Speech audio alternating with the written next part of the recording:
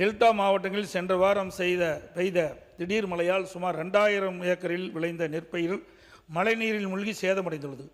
மேலும் நேரடி நெல் கொள்முதல் நிலையத்தில் திறந்த வெளியில் அடுக்கி வைக்கப்பட்டிருந்த நெல் மூட்டைகள் மழையால் நனைந்து முளையிட்டுள்ளது. ஆகவே இது இரண்டு குறித்து அரசுடைய கவனத்திற்கு கொண்டு வருகின்றேன். திருவாரூர் மற்றும் நாகப்பட்டினம் உள்ளிட்ட டெல்டா மாவட்டங்களில் மழை பெய்து பயிர்கள் பாதிப்படைந்திருக்கு நிவாரணம் வழங்கும் என கூறியிருந்தார். இது குறித்து மாண்புமிகு பேரவைத் தலைவர் வாயிலாக சில விவரங்களை பேரவைக்கு தெரிவிக்க விரும்புகிறேன். 2026ஆம் ஆண்டு தென்மேற்கு பருவமழை காலத்தில் தமிழகத்திற்கு இயல்பாக கிடைக்க வேண்டிய மழை அளவு 185.6 மில்லிமீட்டர். ஆனால் 23/8/2026 வரை இயல்பை விட 18% குறைவாக 151.4 மில்லிமீட்டர் மட்டுமே கிடைத்துள்ளது. இந்நிலையில் கடந்த 20/8/2026 முதல் டெல்டா உள்ளிட்ட சில மாவட்டங்களில் காற்றுடன் கூடிய லேசான மழை மிதமான மழை பெய்து வருகிறது.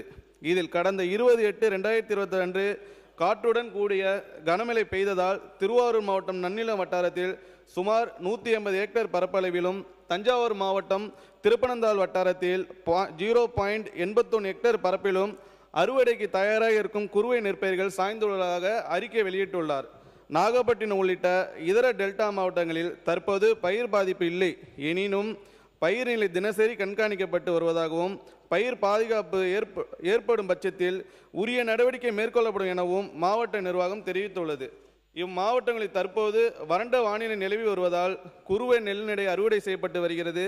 தற்போது 150.81 ஹெக்டேர் பரப்பளவில் சாய்ந்துள்ள பயிர்கள் நிலையை பொறுத்து ஓரிரு நாட்களில் அறுவடை செய்யப்படும் என்று சம்பந்தப்பட்ட மாவட்ட வேளாண்மை மற்றும் இணை இயக்குநர்கள் தெரிவித்துள்ளார்கள். மேலும் தென்மேற்கு பருவ காலத்தில் எல்நினோ விளைவினால் நிகழும் வானிலை மாற்றங்கள் ஏற்படும் பயிர் பாதிப்பு மற்றும் மழைப்பொழிவு தொடர்ந்து கண்காணிக்கப்பட்டு வருகிறது. பயிர் பாதிப்பு ஏற்படும் பட்சத்தில் அரசு விதிகளின்படி 33% மற்றும் அதற்கு மேல் பாதிக்கப்பட்ட பயிருக்கு நிவாரணம் வழங்க உரிய நடவடிக்கை என்பதை இந்த பேரவையின் வாயிலாக தெரிவித்துக் கொள்கிறேன்.